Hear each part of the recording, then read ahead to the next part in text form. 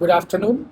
So we are here to record a podcast whose title is Learning by Discovery, Understanding Bruner's Cognitive Theory. Hello everyone, welcome to our podcast.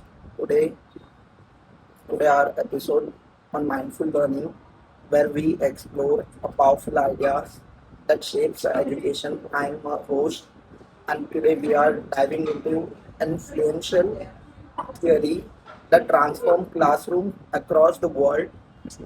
Bruner's cognitive theory of discovery learning. Joining us today in expert educational psychologist. Welcome.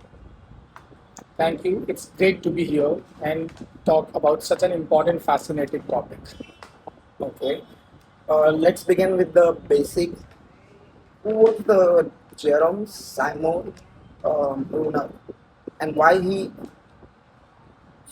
he's so important in education? Okay, when we talk about who is Jerome Simon Bruner, so Jerome Simon Bruner was a renowned American psychologist uh, who made significant contributions to cognitive psychology and education. He believed that learning is not about memorizing facts, but also about actively constructing knowledge.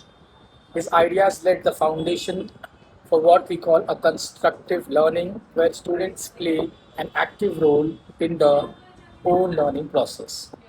That's interesting. What exactly discovered discovery learning? Okay, so basically, whenever we talk about discovery learning, so discovery learning is an approach where students are not simply given information, but in its final form, instead, they are encouraged to explore, ask questions, and discover concept accordingly. The idea is that where the learners actively engage with their material, they understand it more deeply, like in terms of a concept, and remember it for a longer period of a time. So instead of telling student the answer, we guide them to find it themselves. Okay. Right? Yes. Exactly. The teacher becomes a facilitator rather than a lecturer. Students might observe patterns, form hypotheses, test ideas, and arrive at conclusions very much like scientists. That sound quite similar to the scientific method. Okay.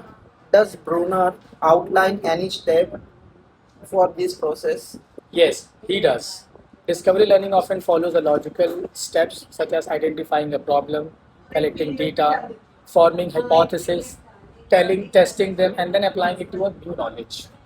This process helps develop critical thinking and problem solving skills. Okay. Let's talk about how learner organize knowledge.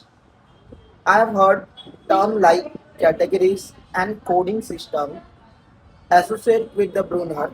Could you explain those? Sure, a category or a concept is basically a way of grouping similar things together. For example, recognizing that apple and bananas that belong to the category of fruits. A coding system, on the other hand, is structured arrangement of these categories. It helps learner understand relationship between ideas and makes learning more meaningful and easier to recall. That makes a sense. Now, Bruner also talks about different ways of representing knowledge, right? Yes, that's one of his important contributions. The three modes of representations. First is inactive mode, second is iconic mode, and third is symbolic mode.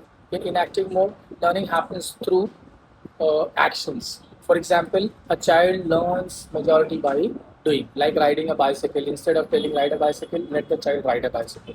And it's in the iconic mode where knowledge is represented through images and visuals, like diagrams or pictures. In the third symbolic mode, where information is represented through a language, numbers, and abstract symbols.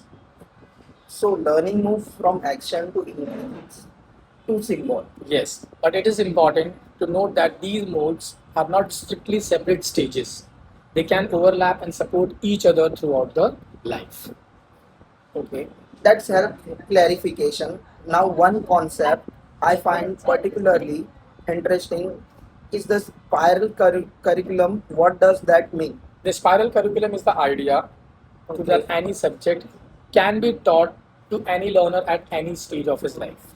As long as it is represented in an appropriate way, topics are revisited over time, seem very practical for a classroom teaching. Speaking of classroom, what role does the teacher play in this theory? Okay, the teacher act as a guide or a facilitator instead of directly giving answers. They create situations where students, discover concepts themselves. They also provide support we often call scaffolding and gradually reduce that support as students become more independent.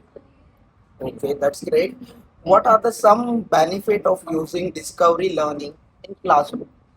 Okay, there are many benefits as it enhances the problem solving skills, increases motivation, and helps students retain information for longer duration of time. It also builds confidence and encourages learners to take responsibility for their own learning. Okay, good. And are there any challenges? Yes, there are many. Like an approach, it has limitations. It can be difficult to implement in large classrooms. Some students may need more guidance than others. It also requires careful planning and time. Okay. Okay, before we wrap up, how would you summarize the Bruner contribution to the education? Okay, basically, the Bruners shifted the focus of education from teaching to learning. Okay, he emphasized that students should not absorb knowledge but actively construct it. His work continues to influence modern teaching processes, methods, especially those that promote critical thinking and lifelong learning. That's powerful takeaway. Thank you so much for sharing your insight today. Thank you. It was pleasure being here. Thank you. Thank you to our listeners, and it was us, Akash and Vishal. Thank you so much, Akash, for helping me out. It was very lovely having you on the podcast. Thank you. Same to Vishal. Thank you.